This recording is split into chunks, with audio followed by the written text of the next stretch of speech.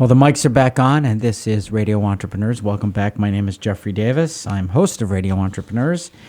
And I want to thank again our real hosts, and that is the company of MTP Software, the leader in sports CRM. They're the ones who built our studios and house us here in Needham, Massachusetts, or Natick, Massachusetts. Natick we're in, sorry. My head's not on today.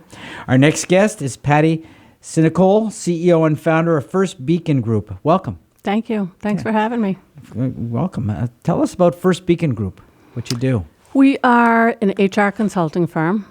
We work primarily with small to mid-sized companies, although we have a few outliers that are much larger companies. And we provide HR services on an as-needed basis. So we do a little bit of compensation work. We do some recruitment and placement. We do affirmative action plans. We do help companies with sticky terminations or employees that are struggling and performance issues. So a very wide range. We handle everything except for payroll. Wow. So do you do consulting as well? Is that part of it when you say employee situations? You do consulting, coaching? Yeah. So we work with, I'm thinking of a couple of clients within, 5 or 10 miles here. We've placed some folks with them. We may have placed a controller with them. Or they may have called us about an issue with an employee who is struggling.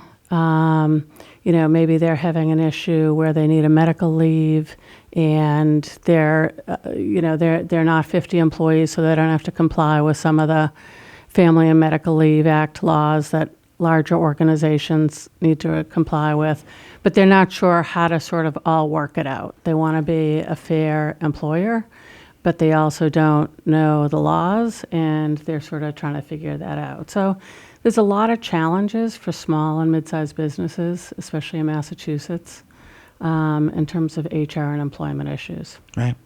So when did you start the company? 18 years ago. Wow. I can't believe it. Yeah. It's a long time. Sometimes it feels like 18 minutes. Sometimes it feels like the full 18 years. But and what's your background? How did you evolve into that whole entrepreneurial space? I grew up in the great city of Newton, not too far from here, and did my undergrad at UMass Amherst, did an MBA at Babson, and really, my first job out of UMass was, I don't know if you remember this, the old Shawmut Bank. I started with the old Shawmut Bank. Yeah. Obi Tenawat, I believe, if I'm not mistaken, if my memory doesn't fail me. And started there in an HR role, learned a lot, and really sort of progressed and moved up. And about 18 years ago, I will tell you the Babson experience shaped me. I have always had sort of that entrepreneurial drive and wanted to run my own show. And I think that experience gave me the confidence to go out and start a new company. And I think, I always say we're small but mighty. We do a great job for our clients. And every client is a little bit different. For some clients, we do training workshops. For some clients, we deal with, harassment issues. I mean, since the Me Too movement, that has become, that has sort of risen on our client issues list for sure. For some of our clients, we help them, place people or find people. With some of our clients, we help them separate employees. So, it's been a great 18-year run, and I wouldn't have done it differently. And I still love it every day. It's exhausting. I work, close to 7 days a week, but it's a blast. And tell us about the kind of staff that you hire that works for you. So we have, I always say I have the best compensation person I've ever met in my 30 plus years. So we have someone on our team that's a compensation expert that's outstanding. We have another woman that does affirmative action plans for us. And then we have a group of part-timers that help me with sourcing candidates, because I keep the search stuff pretty close to me, because that's something even going back to my Shawmut Bank days, that was, one of my early roles there. So I do most of the search work. And then I have a small team that helps me find candidates. We'll post jobs, we'll search for candidates, we'll go through our database. So they all sort of fill sort of a different niche. And sometimes it's expertise. I always say, like Rachel, my compensation person, I would give her an A in compensation, and I would give myself a B in compensation.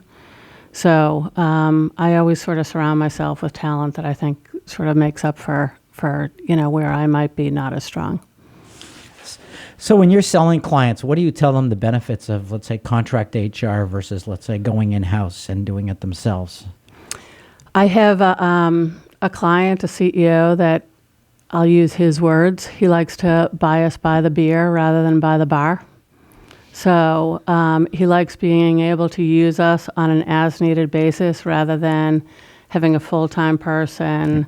Does he have a small business?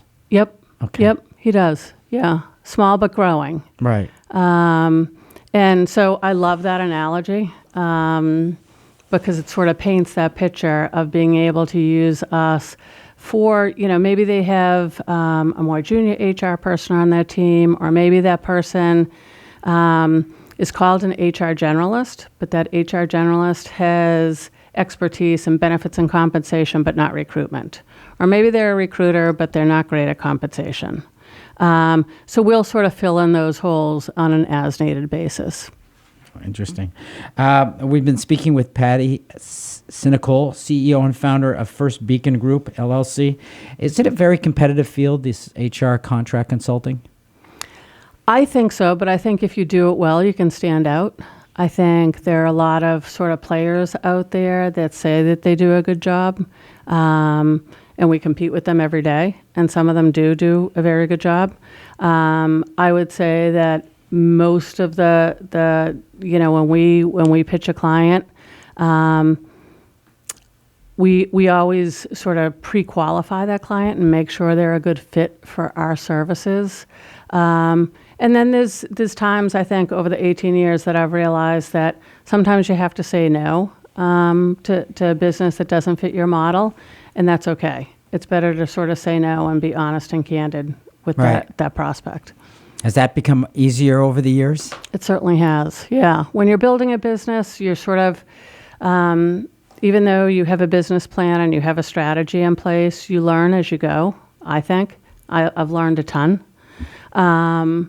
But I think that you have to sort of know what you're good at and know what your sweet spot is, and also know when that's not a good fit. Right. And I think I'm more confident with that as the years have charged on. Very good.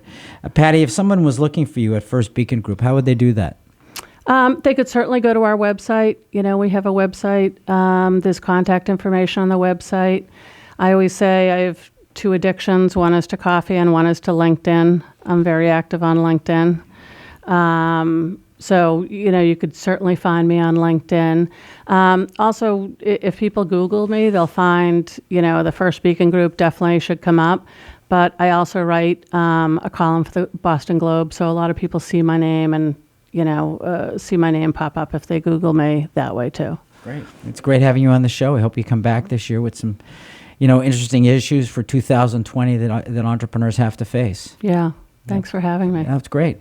Remind everybody, this is Radio Entrepreneurs. We'll be back with more stories after this short break.